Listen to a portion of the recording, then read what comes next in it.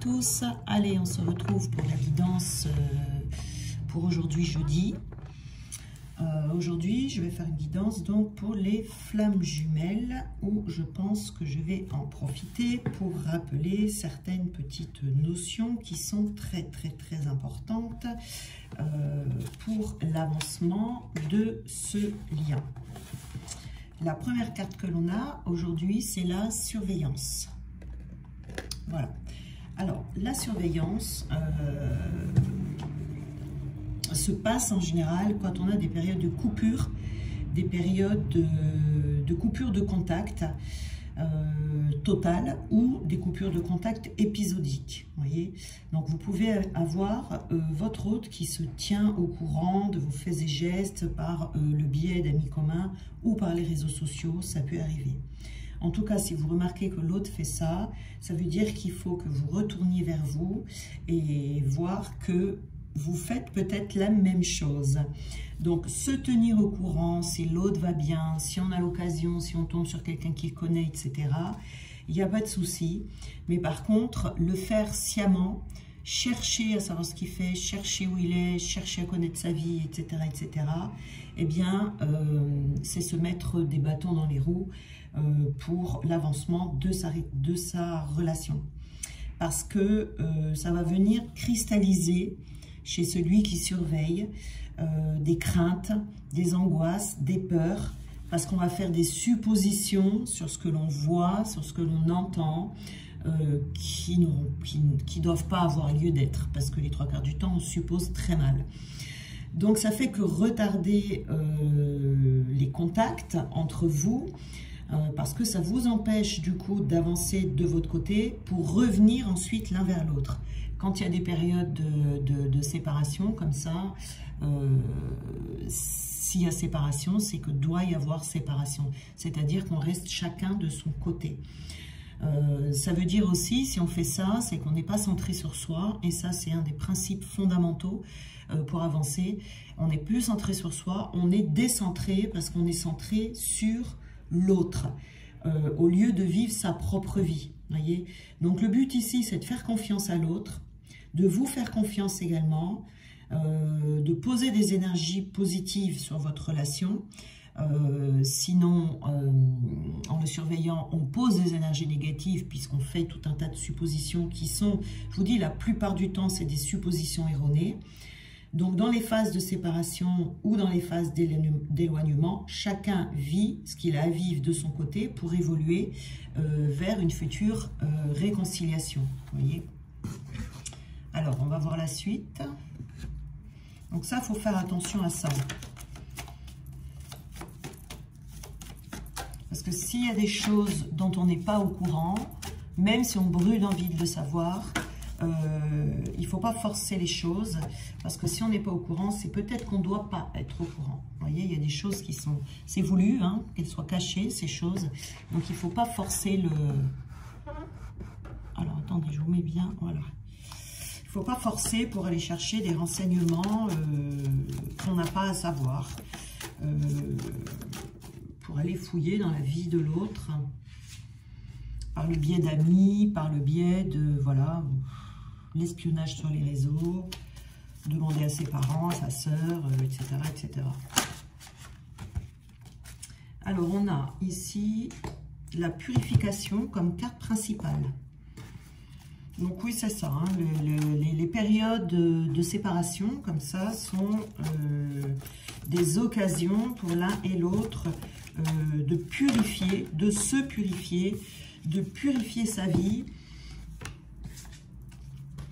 Et on a ici accueillir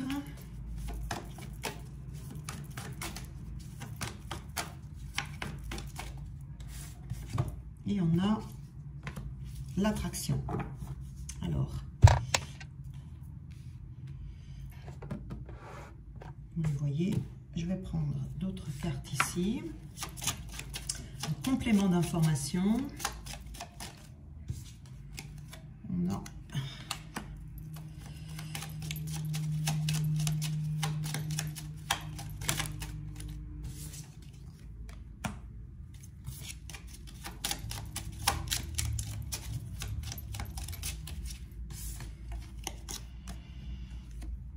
ici les pensées.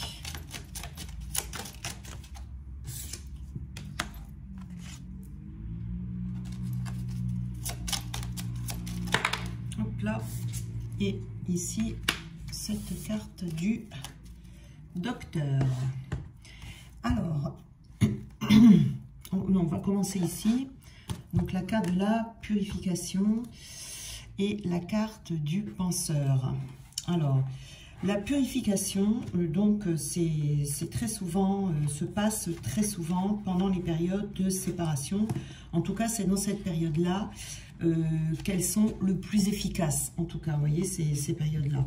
Donc, vous êtes peut-être, pour certains d'entre vous, dans cette période de purification de vos énergies, de vos blessures, de votre passé, de vos relations, de vos situations de vie. Voilà, tout ça, hein, c'est indispensable, ça, sur le cheminement. Vous devez vous dépouiller de tout ce qui ne sera pas utile, de tout ce qui ne vous est plus utile déjà, et de tout ce qui ne sera pas utile ou qui n'aura pas lieu d'être dans votre futur lien. C'est-à-dire qu'il faut que tout soit net, tout soit propre, pour pouvoir avancer aussi sans entrave vers la réunion, puis ensuite vers la fusion. Vous voyez, pour que vous puissiez vivre pleinement votre relation dans un amour pur, avec un environnement pur. Donc là, le processus est en cours pour beaucoup d'entre vous. Vous êtes en train d'épurer des anciens schémas de votre passé, peut-être une manière d'être, une manière de penser. On a le penseur ici, une manière de se comporter, une manière d'agir. Voilà. C'est pas toujours très confortable à vivre, mais ça nous oblige à plonger dans nos propres abysses, dans nos propres ténèbres et à éclairer nos zones d'ombre. Hein. C'est toujours pour un mieux-être après. Hein. Pour purifier vos énergies, ici, avec cette carte de la surveillance, vous voyez, on ne peut pas se purifier parce que la purification se fait chacun de son côté. On ne peut pas se purifier ensemble, on ne peut pas aller voir l'autre, etc. parce que sinon on va se polluer. Donc c'est pour ça qu'il y a ces périodes de séparation. Il faut prendre ces périodes de séparation comme des périodes, comme une protection en fait. On vous protège parce que sinon... quand vous êtes en pleine épuration, par exemple, et que vous n'êtes pas bien, que vous êtes mal, vous voyez, eh bien, si vous êtes en contact de l'autre à ce moment-là, eh bien, vous allez le polluer. Et vice-versa, si c'est l'autre. L'autre ne doit pas vous polluer non plus. Donc, c'est pour ça qu'il y a ces périodes de séparation, pour qu'on puisse s'épurer chacun de son côté. Et voilà, sinon, on ne s'en sort pas, on tourne en boucle, hein. Voilà, donc ici on est avec la carte du penseur quand même dans une période de réflexion, une période d'introspection, une période où on réfléchit, où on crée peut-être aussi, où on prend des informations, bon pas sur l'autre, mais des informations sur le comment est-ce qu'on peut faire pour avancer. Voilà, ici c'est une période un petit peu, pour certains d'entre vous, pas facile mais nécessaire, on peut pas y échapper de toute façon. Donc, on a ici donc la carte de la fusion et la dame. Alors, la fusion avec votre flamme jumelle, enfin, c'est par la fusion avec la flamme jumelle qu'on va embrasser le monde. Le monde est contenu dans la fusion. Pour parvenir à cette fusion, qui est la dernière étape du processus des flammes jumelles, il faut avoir accompli au préalable toutes les autres étapes. D'accord ? Donc, il faut vraiment se pencher sur son propre chemin, contempler son monde intérieur pour vérifier si vous vivez vraiment cette paix intérieure dans votre quotidien. Voilà, il ne faut pas relâcher, il ne faut rien lâcher pour ne pas retarder cette fusion. Vous voyez, il faut vraiment aller jusqu'au bout, il faut remonter ses manches. La fusion, c'est également le moment où on est réunis et que l'on se met d'accord sur la façon dont on va vivre, la façon dont on va faire les choses, qu'est-ce qu'on va mettre en place, qu'est-ce qu'on va faire ensemble, qu'est-ce qu'on va faire séparément. Vous voyez, voilà, hein, on se met d'accord, on trouve un terrain d'entente parce que les deux, sur quelque chose en fait qui doit convenir aux deux, parce que les deux doivent être heureux dans ce couple. Donc ici, on a, c'est une carte des émotions ici, cette carte-là, une carte de sensibilité, d'émotion, mais également de mélancolie. Hein. Donc on peut être assez mélancolique pendant ces périodes de séparation, voilà, où on peut avoir envie de voir l'autre et puis on ne peut pas, et ça fait partie justement du processus de nettoyage. Celui qui a envie de voir l'autre comme ça, en général, c'est la polarité qui a cette dépendance affective. Et donc, ça permet à cette polarité de guérir hein, aussi de sa dépendance affective. Parce que ce n'est pas le cas de l'autre. L'autre a une dépendance affective, mais pas dans le couple. Alors, on a la carte du voyage ici. Donc, cette carte du voyage, on vous dit de faire votre propre voyage intérieur, de trouver qui vous êtes. Hein. C'est un cheminement qui vous permet d'aller à la connaissance de vous-même et d'aller vers cette paix intérieure. Donc, c'est très riche en découvertes. C'est très intense, mais c'est très profitable aussi. Donc, ça demande vraiment de se délester de tout ce qui encombre, de tout ce que vous ne pourrez pas amener avec vous quand vous serez réunis à l'autre. Il faut vraiment garder que l'essentiel, le minimum. Il ne faut pas s'encombrer de je ne sais quoi, mais vraiment ce qui sera utile, vraiment le minimum. Pour que vous puissiez avoir le cœur léger. Et puis, il y a ce travail d'épuration de tout ce qui va gêner, en fait, pour faire avancer correctement cette relation. Hein. Voilà. Donc, on fait ce voyage aussi pour comprendre, pour se comprendre, comprendre l'un, comprendre l'autre. C'est là où c'est très important de comprendre ses propres dysfonctionnements, les dysfonctionnements de l'autre, parce que quand on a compris comment l'autre fonctionne, eh bien, quand il dysfonctionne, ça fait plus le même effet. Hein, on voit les choses d'un œil un peu plus compatissant, plus qu'un œil, comment dire, accusateur.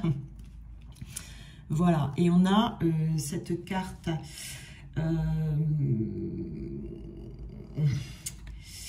Alors, cette carte ici va parler de périodes, si vous voulez, pendant ce voyage où on se sent parfois un peu désorienté, où on va devoir, comment dire, on doit lâcher des addictions ici, on se sent un peu désorienté, mais aussi on vous dit de lâcher tout ce qui est mauvaise compagnie. Tout ce qui crée de la confusion dans votre vie,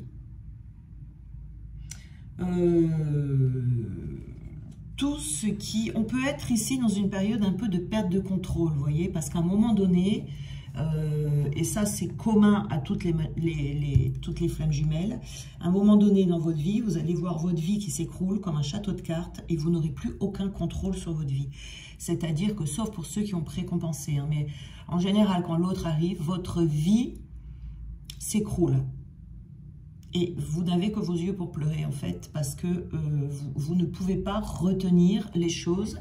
À un moment donné, on essaye de s'accrocher aux branches, on essaye de remettre en place les choses du passé que l'on ne veut pas voir partir, mais ça ne fonctionne pas. Ça ne fonctionne pas. Donc ici, voilà, on peut avoir des périodes comme ça où on se sent désorienté. Et bien évidemment, ça se passe. Donc ça fait partie du processus de purification. Et ça se passe également chacun de son côté. Hein. On n'est pas ensemble. En général, on est dans une période de séparation quand il se passe tout ça. Alors là, on a la carte de l'accueil. La carte de l'accueil. Donc, l'accueil ici, c'est vraiment d'accueillir ce qui se présente à vous dans votre vie. C'est-à-dire que si vous voyez que vous avez des parties de votre vie ou votre vie qui s'écroule, il faut l'accueillir. Il ne faut pas essayer de retenir. Il faut vraiment accueillir tout ce qui se présente à vous. Parce que là, vous allez avoir un nouveau relationnel. vous allez avoir des nouvelles situations dans votre vie. Il faut laisser votre vie se transformer, vous voyez, et d'accueillir sans faire de résistance tous les changements qui s'opèrent en vous et à l'extérieur de vous. Il ne faut pas essayer de maîtriser ces événements, il faut laisser la vie couler comme elle doit être et laisser les choses se mettre en place selon l'ordre divin, hein, puisque c'est un couple divin, d'accord? Donc qui dit divin dit Dieu. Donc nous avons ici, c'est pas nous qui contrôlons en fait, hein, voilà. C'est pas nous qui contrôlons les choses. Donc il faut accueillir ce qui se passe en essayant d'être sans reproche, en essayant de ne pas être en colère, de ne pas avoir de rancœur envers son autre, envers les gens autour de vous, en essayant de faire en sorte que les choses se passent le mieux possible et le plus agréablement possible. De toute façon, quoi que vous viviez, ça a toujours pour but de vous faire progresser, d'accord ? De toute façon, votre hôte, c'est votre miroir. Donc, il va venir impacter aussi exactement les points que vous avez besoin de travailler pour avancer sur ce chemin. Hein.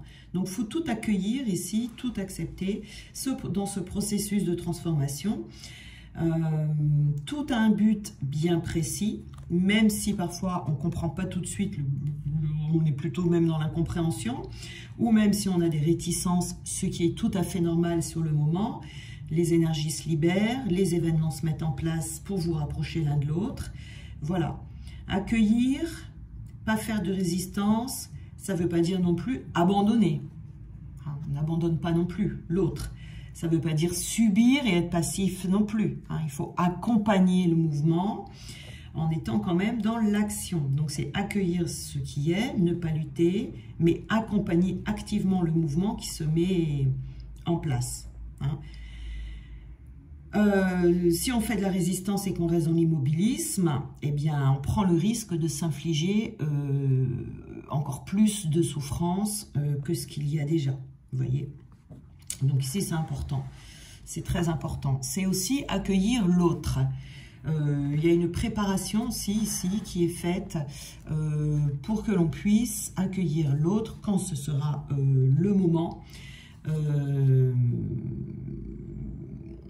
De façon, comment je dirais, de façon positive.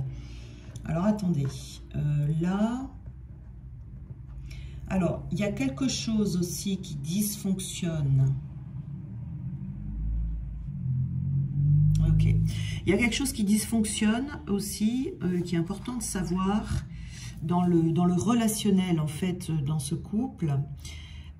C'est une histoire de maturité, non, de maternité et d'immaturité. C'est-à-dire que c'est une dynamique. En général, c'est une dynamique qu'on retrouve chez tous les duos, une dynamique principale dans ce parcours, dans la relation entre les deux polarités. Il y a une question de maternité et d'immaturité. C'est-à-dire, il y en a un qui est maternel avec l'autre, qui materne l'autre, et l'autre donc qui se comporte de façon immature. Bref, chacun doit comprendre que l'un se comporte comme la mère et que l'autre se comporte comme l'enfant. Et ça doit se rééquilibrer. Parce qu'en général, le premier chemin, alors pas forcément le premier cheminant, non, je dis des bêtises, celui qui est de polarité yang va avoir tendance à vouloir materner l'autre, lui donner des conseils, lui dire ce qu'il a à faire, prendre soin de lui, mais trop. Voilà. Et donc, plus vous allez materner l'autre, plus l'autre va se comporter comme un enfant. Vous voyez? Voilà. Si vous vous comportez comme une mère, si vous voulez le materner, le protéger, le guider, le conseiller, le sauver, eh bien l'autre va se comporter de manière totalement immature. Et ça, c'est un truc qu'il faut casser, quoi. Vous voyez? Il faut absolument qu'il y en ait un des deux. Soit celui qui materne, arrêtez de materner l'autre, mais de plutôt revenir, que cette polarité revienne sur elle-même pour se materner elle-même. Donc ça permet de travailler la dépendance affective pour s'occuper de soi, laisser l'autre gérer sa vie et libérer ses blocages à son rythme. Vous voyez, trouver une mission de vie également pour apporter de l'amour aux autres, si vous avez envie, vous voyez, avec des conseils, avec de la créativité, avec vos dons, avec vos talents, etc. Parce que l'autre polarité, alors, il va se comporter comme une mère avec les autres, mais pas avec son autre. Avec son autre, il va plutôt se comporter comme un enfant. Donc là, tant que la polarité yang va se comporter comme une mère pour l'autre, le masculin, la polarité yin va faire l'enfant capricieux, même des fois. Mais c'est un rire gentil, hein, parce que c'est vraiment trop... voilà, je suis passée par là, c'est très... on en rigole après, en fait. Donc, quand on y repense, on en rigole, quoi. Donc, et tant que l'autre, donc, se comporte comme une mère pour tout le monde, sauf pour son autre, que le yang est sur son dos, ben, il continuera, il continuera. Donc, chacun ici doit se choisir et se materner lui-même ou elle-même, vous voyez. Mais pour que ça puisse se faire, il faut qu'il y en ait un des deux qui casse ce schéma, en fait, qui s'installe entre vous deux. En principe, c'est celui qui chemine en premier qui peut mettre fin à cette roue infernale dans laquelle on est et dont on ne sort pas, vous voyez. Donc, en général, oui, parce que, bon, l'autre ne s'occupe pas de ça, hein. Donc, si vous n'êtes plus une mère pour votre autre, eh bien, il pourra devenir mature et arrêter de jouer un rôle d'enfant avec vous. Vous voyez? Voilà. Donc ça, c'est important. C'est important vraiment d'arriver à casser ce schéma. Alors, on a l'attraction ici. Donc, c'est accueillir l'autre. Oui, alors du coup, j'ai pas fini. Donc, accueillir l'autre ici comme un homme et pas comme un enfant ou comme quelqu'un qui n'est pas capable de s'occuper de lui. En fait, c'est ce que l'autre renvoie. C'est parce que comme le premier cheminant se comporte comme une mère pour l'autre, eh bien, il vous renvoie l'image de l'enfant. Alors que ce n'est pas un enfant et que c'est quelqu'un qui est absolument capable de se débrouiller tout seul, de prendre ses décisions et d'avancer, vous voyez. Sauf que c'est pour ça que je vous dis, la surveillance ici, c'est pas une bonne idée du tout, parce que vous allez vous dire, mais qu'est-ce qu'il fait, mais pourquoi il fait ci, mais pourquoi il fait ça, etc., etc. Et vous allez avoir une vision erronée, parce que forcément, la source sait faire, Dieu sait faire, vous l'appelez comme vous voulez, pour nous montrer ce que l'on a besoin de voir pour nous faire avancer, mais ce n'est pas forcément la réalité que l'on voit. Ce ne sont que des illusions. C'est pour ça qu'il faut éviter de vraiment se mêler de la vie de l'autre, en fait. Et puis aussi, pour qu'il puisse devenir mature, pour qu'il puisse prendre ses responsabilités dans sa vie, eh bien, il faut qu'il quitte sa mère, sa vraie mère, mais aussi son autre qui se prend pour sa mère, vous voyez, enfin, qui joue le rôle de mère, on va dire. Vous voyez, bon, c'est un peu... regardez bien dans vos duos, si vous êtes flammes jumelles, vous allez remarquer ça. Parce que toujours, on fait toujours cette réflexion, on va se dire, mais c'est pas possible... c'est pas possible, c'est un vrai, il est immature, pourquoi il fait ci, pourquoi il fait ça, nanana. Sauf qu'on ne voit pas, nous, le rôle de mère que l'on a envers l'autre. Enfin, je dis nous, moi, c'était pas mon cas, moi, j'étais le rôle inverse. Moi, j'étais la polarité yin, donc voilà. Moi, j'étais l'enfant. Donc là, voilà. Donc, du coup... Du coup, il faut faire attention à ça. Vraiment essayer d'observer l'autre, de vous observer, d'observer l'autre dans son comportement quand il vous parle. Enfin, si vous avez l'occasion, hein, ne l'appelez pas exprès. Mais voilà, et rappelez-vous dans les échanges que vous avez déjà eus, vous allez voir que forcément, vous allez y trouver ces deux rôles ici. Et c'est très important. Vous ferez un grand pas en avant, déjà de mettre fin à ce schéma qui s'est installé qui s'est installé entre vous, hein, puisque bon, ben, la polarité yang, oui, c'est des gens qui sont des sauveurs, donc qui aiment s'occuper des autres, qui vont donner des conseils à tout le monde, etc. Mais il faut pas que c'est bien, mais il faut pas que ce soit à l'excès. Et le yin, lui, c'est quelqu'un qui crie « Vive la liberté, laissez-moi tranquille, voilà, moi je m'amuse, etc. etc. » Voilà, c'est bien aussi, mais il ne faut pas que ce soit dans l'excès non plus. Voilà, parce que les deux sont complémentaires. Hein. De toute façon, il faut bien se dire que vous êtes yang, vous resterez yang. Si jamais vous êtes yin, que vous regardez, hein, voilà, vous resterez yin aussi. Il faut juste apprendre à accepter l'autre tel qu'il est et comprendre que nous sommes complémentaires et pas pareils. Vous voyez ? Voilà. Donc alors, on a l'attraction ici, donc cette terre de l'attraction, donc tout ça, tout ce que je viens de vous dire là, quand on arrête de jouer le rôle de la mère, quand on a tout épuré, etc., ce qui prend pas mal de temps, ça peut, enfin ça va, pas ça peut, mais ça va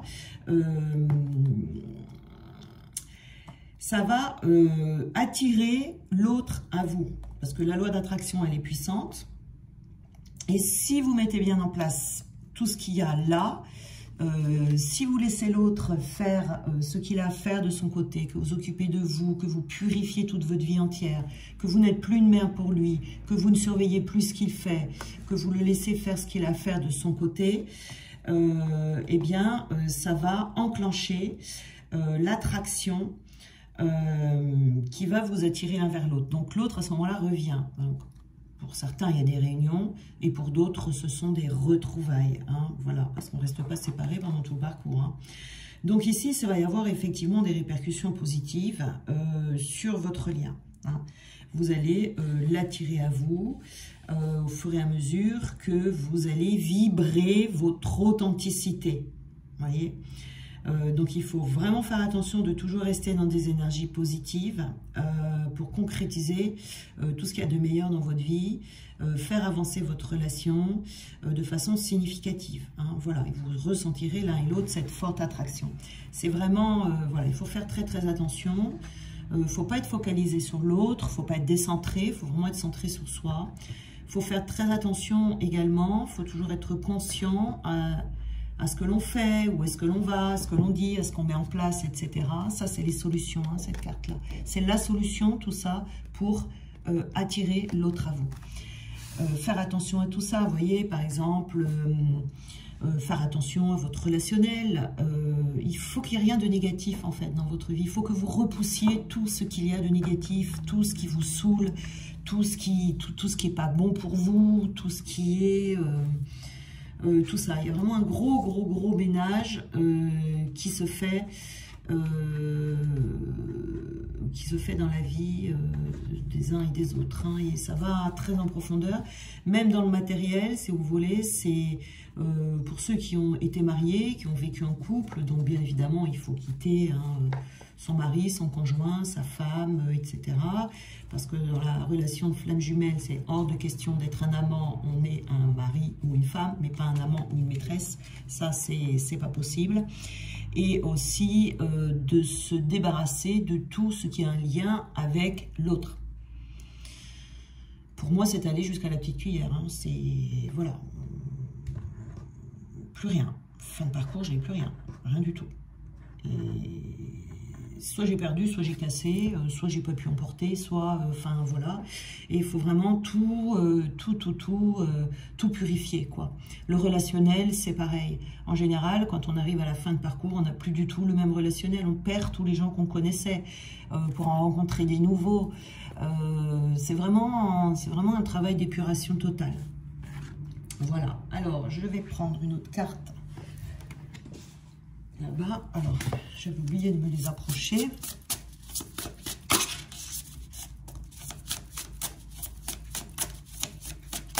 Voilà, après je vous dis ça, mais il faut, comment dire, il faut aussi regarder chaque personne, parce qu'il y a les grandes lignes qui sont les mêmes pour tout le monde. Après, vous voyez, il y en a qui ont été mariés, il y en a qui ne sont pas mariés, il y en a qui sont sur le même lieu de travail, il y en a qui ont des relations à distance, il y en a qui... Il y a tellement de cas de figure. Après, il faut voir chacun chacun son parcours, comment est-ce qu'il peut s'orienter, vous voyez. Donc ici, donc, on a l'épreuve de courage. Ah ben ça oui, c'est vraiment une épreuve de courage. Donc là, c'est vraiment aller jusqu'au bout, c'est traverser tous les obstacles qui sont là. Enfin, les obstacles, c'est pas forcément des obstacles qui sont mis sur votre chemin, mais c'est vraiment tous les obstacles qui pourraient vous empêcher d'aller vers cette réunion. Vous voyez, c'est vraiment ça. Il y a des choses, c'est pas facile, hein. Il y a certaines choses où on ne pense pas que ce serait un obstacle, alors que si, vous voyez, c'est un obstacle, hein. Il y a plein de choses. Vous voyez, pour les personnes qui sont mariées, par exemple, qui divorcent, donc du coup, il faut faire tous les changements de nom partout, il faut plus qu'il y ait une trace du nom de l'autre, ouais, ça va très très loin, hein. Faut gratter, il faut creuser partout, hein. Il faut être très observateur, voilà, hein. Il faut devenir éblouissant, éblouissante, voilà, avoir confiance en soi, rayonner et se sentir parfaitement protégé. Parce que vous l'êtes, de toute façon, comme je vous disais tout à l'heure, Dieu fait partie du voyage, il est là, c'est celui qui gère tout, qui décide quand est-ce que c'est prêt, quand est-ce que c'est pas prêt, qui vous met sur la voie, etc., etc. Hein, voilà. Donc là, voilà, on peut avoir une petite période ici, d'ailleurs c'est assez régulièrement d'ailleurs, hein, où on a des périodes comme ça où on se sent triste, on se sent vide, on se sent sans énergie, vous voyez, c'est tout simplement la purification qui est en cours, hein. C'est tout simplement ça, hein. Voilà, hein, sur votre voyage ici on vous dit de retrouver votre feu intérieur, voilà. On passe par une période comme ça où on se sent vide. On passe par une période où on a envie de rien, où on ne sait plus ce qu'on a envie, on ne sait plus où on va dans sa vie. Les goûts que l'on avait avant, on n'a plus les mêmes goûts. Ça peut revenir plus tard, hein, ça peut revenir plus tard, ne vous inquiétez pas. Comme peut y avoir des changements également.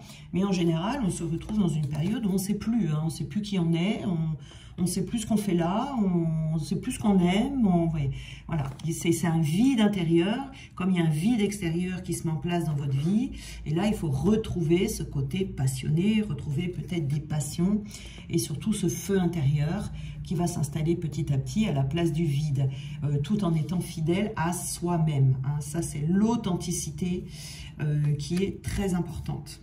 Très importante, cette authenticité. Alors ici, il peut y avoir des moments aussi où on se sent impatient. On est pressé, on a hâte d'arriver à cette réunion. Voilà, donc le meilleur conseil que je peux vous donner ici, c'est de vivre votre vie et de ne pas attendre cette réunion, de travailler, de mettre tout en place, en vous et à l'extérieur de vous, en sachant que vous avancez pour votre lien, mais sans non plus tomber dans l'impatience. Parce que cette impatience va venir vous créer des souffrances supplémentaires complètement inutiles. Parce que vous êtes dans l'attente de quelque chose. Et des fois, on attend quelque chose et on prévoit que les choses se passent d'une certaine manière, mais elles ne se passent pas du tout comme on l'avait prévu. Donc ça génère de la souffrance. Donc c'est vraiment de vivre en étant dans le détachement et sans attente particulière. On sait qu'on est flamme jumelle, on sait qu'on a des choses à mettre en place, on sait qu'on doit purifier sa vie, et puis ça viendra quand ça viendra. Parce qu'il y a des parcours qui sont très longs. C'est plus ou moins long, mais c'est toujours long de toute façon. Les parcours ne se font jamais en 1 ou 2 ans. Hein. C'est pas possible. Il y a trop de choses à faire parce que c'est un parcours très exigeant. Voilà, donc faire attention à l'impatience.